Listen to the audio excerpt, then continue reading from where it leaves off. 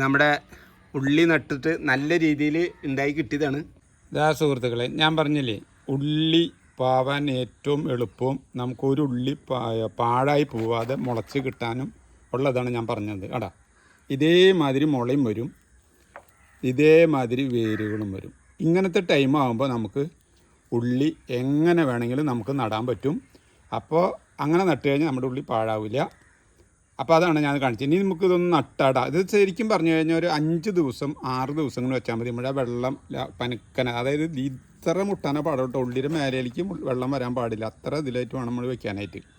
ഞാൻ കാണിച്ചിട്ടുണ്ടായിരുന്നു. അപ്പോൾ അങ്ങനെ വെച്ച് കഴിഞ്ഞാൽ 5 ദിവസം അല്ലെങ്കിൽ 6ആം പൊക്കം ഇതേമാതിരി വേര് വന്നിട്ടുണ്ടായിരിക്കും നിങ്ങൾക്ക്. അങ്ങനത്തെ ഉള്ളി വെച്ചാലും കേട്ടോ. ആ ഇത് ഞാര് കൂടുതലുള്ളത് വെച്ച് കഴിഞ്ഞാൽ അത്ര നല്ലതാണ്. അപ്പോൾ ഇനി നമുക്കൊന്ന് ഗ്രോവയിൽ നടന്നതും കൂടി ഞാൻ ഒന്ന് കാണിച്ചു തരാം കേട്ടോ. അപ്പോൾ എന്നിട്ട് നമ്മൾ കുറച്ച് കരിയിലിടാം. ഇത് കഴിഞ്ഞിട്ട് നമുക്ക് നല്ല മണ്ണ് നമ്മുടെ പറമ്പിൽ നോക്കിയിട്ട് മണ്ണെണ്ണുണ്ടെങ്കിൽ അത് എടുത്തുകൊണ്ട് വരാം. എന്നിട്ട് അത് കുറച്ച് മിക്സ് ചെയ്യുക കേട്ടോ. ആദ്യം തന്നെ കുറച്ച് നമ്മുടെ ചകിരിച്ചോറാണ് കേട്ടോ. അത് ഞാൻ പറഞ്ഞ ഇത് കഴിഞ്ഞിട്ട് പിന്നെ കുറച്ച് ചാണപ്പൊടിയും കൂടി ഇടാം. ഇത് നനച്ച് ചാണപ്പൊടിയാണ്. എന്നിട്ട് നന്നായിട്ടൊന്ന് മിക്സ് ചെയ്യാം കേട്ടോ. ഇതിപ്പോൾ ഒരെണ്ണത്തിന് ഞാൻ കാണിച്ചു തരുന്നു കേട്ടോ. വേറെ നടാനായിട്ട് ഗ്രോ ബാഗ് എടുത്തിട്ടുണ്ട്. ഗ്രോ ബാഗ് എടുക്കുമ്പോൾ എപ്പോഴും നമ്മൾ ഈ ഹോൾസുകൾ ശ്രദ്ധിക്കണം കേട്ടോ, നമ്മൾ ഇത് വെക്കുന്നതിന് മുമ്പ്. അല്ലെങ്കിൽ പിന്നെ വെള്ളം കിട്ടി നിൽക്കുക. അപ്പോൾ ഹോൾസൊക്കെ ശരിയാണോ എന്ന് നോക്കുക. എന്നിട്ട് നമുക്ക് മണ്ണ് ഇതിലേക്കാണ്ട് നനച്ചു കൊടുക്കുക.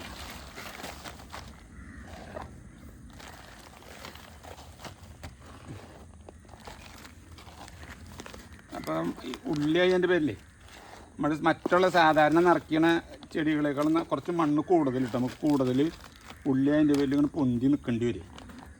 അപ്പോൾ അങ്ങനെ ചെയ്യാം. ഇതേമാതിരി നിറച്ച് വയ്ക്കുക കേട്ടോ. എന്നിട്ട് നമ്മുടെ മുളച്ച ഉള്ളികൾ നോക്കി എടുക്കുക കേട്ടോ. എന്ത് രസമായിട്ട് മുളച്ച് നിൽക്കണേ. അതാണ് ഞാൻ കാണിച്ചു തരാമെന്ന് വെച്ചത് നിങ്ങളൊക്കെ. കാരണം ഉള്ളി നടുന്ന ആൾക്കാരുണ്ടെന്നുണ്ടെങ്കിൽ ഏറ്റവും നല്ല പരിപാടിയാണിത്. ഉള്ളി നമുക്ക് ഒരെണ്ണം വേസ്റ്റായി പോകാണ്ട് നമുക്കെല്ലാം മുളച്ച് കിട്ടും കേട്ടോ. അതിൻ്റെ പേരിലാണ്. മറ്റു മണ്ണിലൊക്കെ നടുമ്പോഴേ നമ്മൾ എത്ര നട്ടാലും നമുക്ക് കൂടുതൽ നമുക്ക് പറയാൻ പറ്റില്ല. കാരണം എന്താണെന്ന് വെച്ചിട്ടുണ്ടെങ്കിൽ ചിലപ്പോൾ മുളയ്ക്കും. അതിലൊരു 50 എണ്ണം നട്ട് കഴിഞ്ഞാൽ ഒരു 20 എണ്ണവും 25 എണ്ണം മുളയ്ക്കും, ബാക്കിയുള്ളത് മുളയ്ക്കില്ല.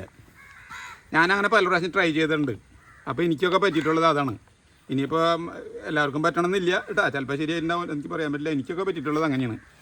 അപ്പോൾ അതിൻ്റെ ഇങ്ങനെ ഞാൻ ചെയ്തപ്പോൾ എനിക്കൊരു ഉള്ളിയും പാഴായിട്ടില്ല.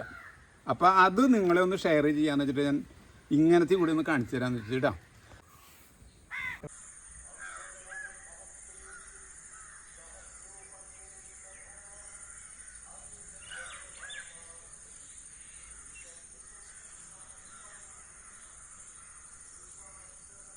നമ്മളെ കുറച്ച് ഉള്ളി നട്ടിട്ടുണ്ടായിരുന്നു.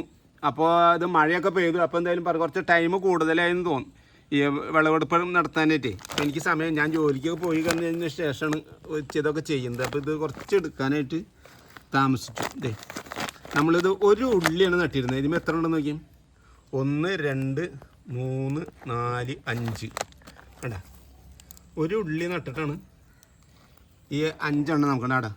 ഇതിപ്പോൾ മൂത്ത് കണ്ട പൊടിച്ച് വരുന്ന ഇതിന് വീണ്ടും പൊടിപ്പ് വരും തന്നെയാണ്. ഇപ്പോൾ നമുക്ക് നോക്കാം ഇതിമ്മ ഉണ്ടോന്ന്, എത്ര ഉണ്ട് വേണ്ട. ഇതിമൊക്കെ പൊടിച്ച് വരുന്നടി വേണ്ട. നോക്കി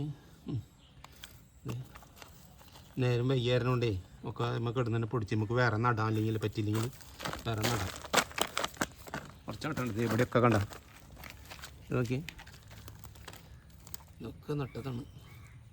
ഒക്കെ ഇതായി നോക്കാം. ഇവിടെ നോക്കി